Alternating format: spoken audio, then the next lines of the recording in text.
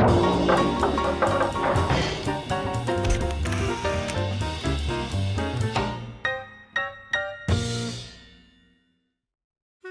the Caravella household, on the weekends, the kids have free reign over the screen and the consoles. Starting at about 7 a.m. when they get up, they are free to go downstairs and play or watch whatever they want, with or without their very sleepy dad. My daughter, who is younger than my son's about 7, usually taps out a little earlier.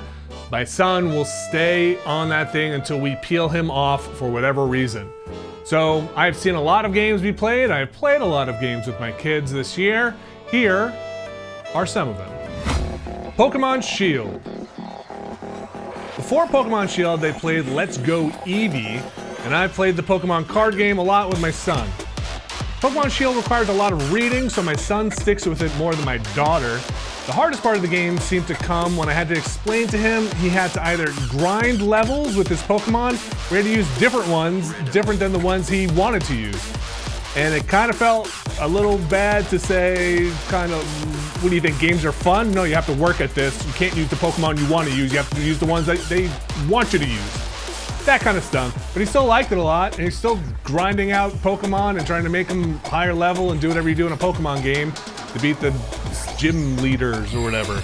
I don't know, I guess those are all good early gaming lessons. Luigis Mansion. This is definitely my favorite game I played this year with the kids because I was able to have kind of an uncompromised Luigi's Mansion 3 experience, and my kids actually made it more fun. It usually doesn't happen. My son would play as Luigi, and we rarely, if ever, had to switch controllers to progress, since Luigi is essentially invincible, and any restarts or frustrations were usually my fault and not his. My son was even able to finish the last boss fight, getting the last shots in when I couldn't. And that's kind of awesome and an amazing experience to have with your kids. I did it!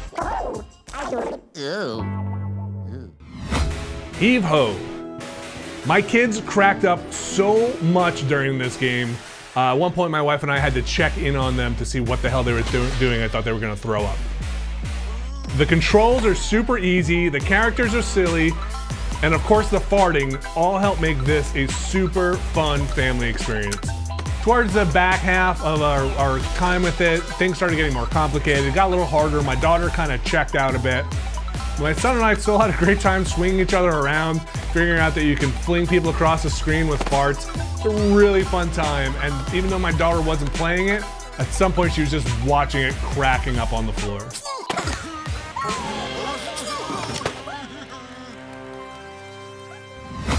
Super Smash Bros. Ultimate. We played so much Smash Brothers. We'll continue to play so much Smash Brothers, which is okay because Super Smash Bros. Ultimate is a fine game.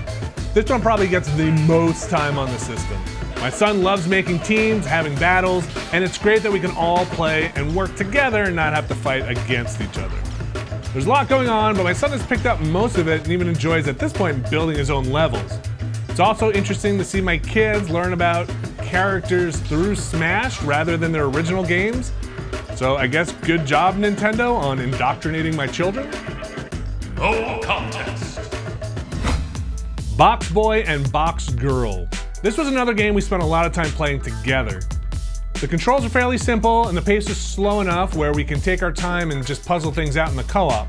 My daughter will usually lose patience with it, but this one my son really enjoys, and he enjoys the puzzle solving and kind of spending time thinking about how to solve it. It's fun to see my son and my daughter work together, at least for a little bit until they start punching each other. And it's interesting to hear them talk out how to solve a puzzle together and watch your kids do that. It was a really fun and easy game, though I have heard at the end maybe things get a little sad with the story, so beware of that. Ninjago. Really though, the kids just want to watch Ninjago all the time. I think they're on their second run of the entire thing. It's Ninjago. Like that's all they wanted. The ninja is a snake and then he's not a snake. It's Garmadon. There's a tiny snake sometimes. I think there's a robot who's a ninja, but maybe he's a real boy. I don't know. They know. And every time I find them, well, let's just say catch them watching it, I'm like, what's going on here? And then they yell at me for not knowing, I don't know, it's so much Ninjago is really what's going on in my house.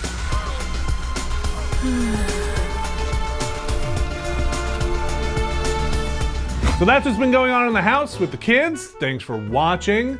Whether you're spending your time playing Smash Brothers or Heave Ho or Ninjago or Ninjago, I hope you have a great time with all the games that have come out this year, and we'll have more on Giant Bomb.